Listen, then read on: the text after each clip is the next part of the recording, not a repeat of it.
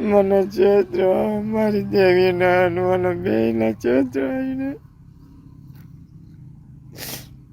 મને ચેતરો બાબા. આ રડતો પુરુષ પત્નીના ત્રાસથી કંટાળી ગયો છે અને આ તેનો છેલ્લો વિડીયો છે, કારણ કે વિડીયો બનાવ્યા બાદ પુરુષે આત્મહત્યા કરી લીધી હતી. બોટાદ જિલ્લાના જમરાળા ગામે ચોંકાવનારી ઘટના સામે આવી છે. અહીં રહેતા સુરેશભાઈ સાથળિયાને તેની પત્ની જયાબેન અવારનવાર ત્રાસ આપતી હતી. એટલી હદે ત્રાસ આપ્યો કે આખરે આ પુરુષને આત્મહત્યા કરવાનો વારો આવ્યો. ને એવી સીધી કરજો કે જિંદગીભર યાદ રહે. એને મારું મોત કરાયું છે, મારું મોત કરાયેલું છે.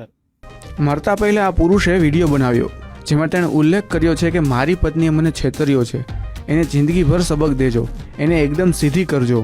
આ બધા શબ્દો મૃતકે તેના છેલ્લા વિડીયોમાં વાપર્યા છે. તેના ચહેરા પરથી જ જોઈ શકાય છે કે હકીકતમાં આ પુરુષને તેની પત્ની કેટલી હદે હેરાન કરતી હશે. પરંતુ હવે શું? એક વૃદ્ધ પિતાએ પોતાનો દીકરો ખોઈ દીધો.